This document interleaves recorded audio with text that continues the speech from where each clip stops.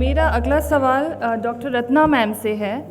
Ma'am, आप एक senior doctor हैं और एक कैंसर सर्वाइवर भी हैं, तो अपने अनुभव पे थोड़ा प्रकाश डालें कि किस तरह से ब्रेस्ट संबंधी बीमारियों का सही समय पे पकड़ा जाना और किस तरह से हम जागरूक हो सकते हैं ताकि भविष्य में इसकी संभावना कम रहे। Ma'am please. मुझे बुलाने के लिए बहुत बहुत धन्यवाद। ये मेरे आत्मविश्वास में और वृद्धि करेगा। मैं तो 10 साल हो गए, 10 साल पहले मेरा और बिल्कुल मैं कहूँगी, बिल्कुल जैसा मैडम ने कहा, शांति रॉय ने, कि जागरूकता, मैं डॉक्टर थी, सब कुछ था, मैं लम्प फील कर रही थी। मेरी अपनी बेवकूफ़ी के कारण मैंने अपनी बीमारी बढ़ाई कि अरे छोड़ो, कुछ होगा, मुझे कैसे होगा। ये फीलिंग जो आती है ना कि अरे नहीं, मुझे कैसे, जैसे लगता है कि हम पता नहीं कहाँ से आसमान से उतरे हैं, क्या है, सुरकाब का पर लगा है मेरे में।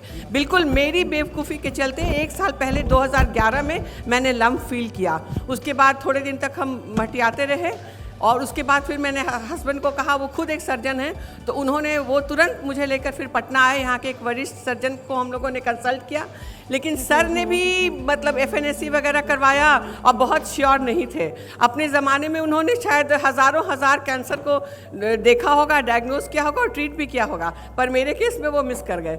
उसके बाद FNAC में एक सीनियर पटना में FNAC डॉक्टर ने किया, उन्होंने भी कहा कि नहीं, मुझे कुछ खास ऐसे नहीं लग रहा है। इसी में 1 साल और निकल गया।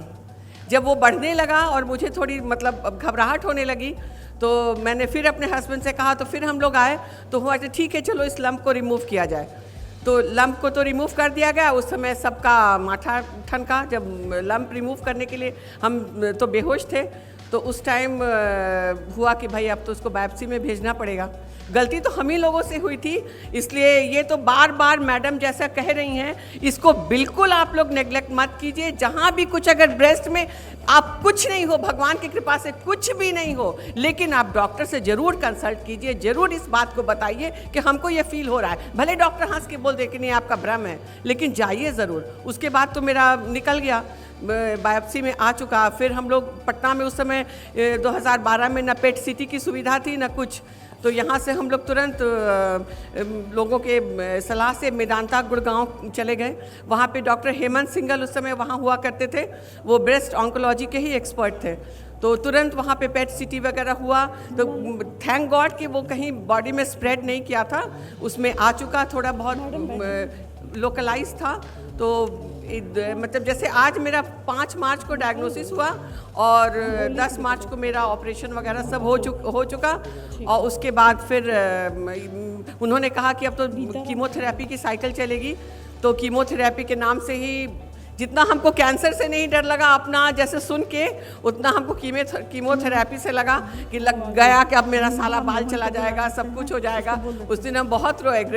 जितना हम कैंसर सुन के नहीं घबराए, उतना तो हम कीमो से घबराए, तो टू बी वेरी फ्रैंक। खैर एनीवे, वो सब 3-4 साइकिल मेरे कीमो चले 2-2 दिन के। उसके बाद रेडियो यहाँ पे महावीर कैंसर संस्थान में ही उन लोगों ने कहा, मेदांता वालों ने कहा कि नहीं, आपके बिहार में आपको कीमो आराम से पड़ जाएगा। कंसल्ट किया गया, यहाँ पे डॉक्टर, सीनियर डॉक्टर्स थे, उन लोगों ने कहा कि नहीं, हम लोग यहाँ पे देंगे उसको। तो आराम से मेरा सब साइकिल का चला। उसके बाद रेडियोथेरेपी मेरी वो भी चली यहीं मेदांता में, ये महावीर कैंसर संस्थान में, और बहुत अच्छे से हो गया। और अब ऊपर ईश्वर की कृपा और नीचे अपने सभी फ्रेंड्स, फैमिली मेम्बर्स, सबकी गुड विशेस से मैं आपके बीच में हूँ। लेकिन ये मैं ज़रूर कहूँगी कि कृपया ब्रेस्ट के किसी भी प्रॉब्लम को मेरे जैसी बेवकूफ़ी आप लोग ना करें। नहीं तो जब शुरुआत में आदमी सुनता है तो उसमें मेरे पूरे परिवार वालों को, बच्चों को लगा कि अब माँ मर गई। मतलब ये नहीं आया कि हाँ इसका इलाज करें और क्या करें। पहला रिएक्शन यही था कि मतलब हम दुनिया छोड़ के जा रहे हैं। ऐसा कोई बात नहीं है, एकदम हिम्मत। देखिए हम आपके बीच में हैं। हाँ, और मेरे साथ 3-4 लोगों का डायग्नोसिस हुआ था। वो लोग सभी स्वस्थ हैं, एक आध को छोड़कर सभी स्वस्थ हैं, कुशल हैं। इसलिए जितनी जल्दी आप लोग इस पर ध्यान दें उतना अच्छा है, और हमेशा जागरूक रहें। ये नहीं कि जब होगा तो देखेंगे, रेगुलर चेकअप अपना खुद से करते रहे। जी मैम, बिल्कुल अपने आप से, जैसा कि सीनियर्स लोग बता रहे हैं और एक्सपर्ट लोग बता रहे हैं, जो फॉलो अप है स्क्रीनिंग का या जो भी मेथड है, जैसे अमेरिका में है, मस्ट है ये। हमारे हिंदुस्तान में अभी तो ये किया नहीं गया है, लेकिन हम आप लोग से जरूर रिक्वेस्ट करेंगे कि अपना स्वास्थ्य खुद हमको पहले ध्यान देंगे, तब कोई दूसरा देखेगा। इसलिए अपने आप पहले अपना, बहुत आसान तरीका है अपना सेल्फ एग्जामिनेशन करने क्योंकि का। आप 10 इयर्स कंप्लीट कर चुकी हैं मैम जी हाँ, तो you are the warrior. Thank you. आपने युद्ध जीत लिया है। हाँ चलिए ठीक।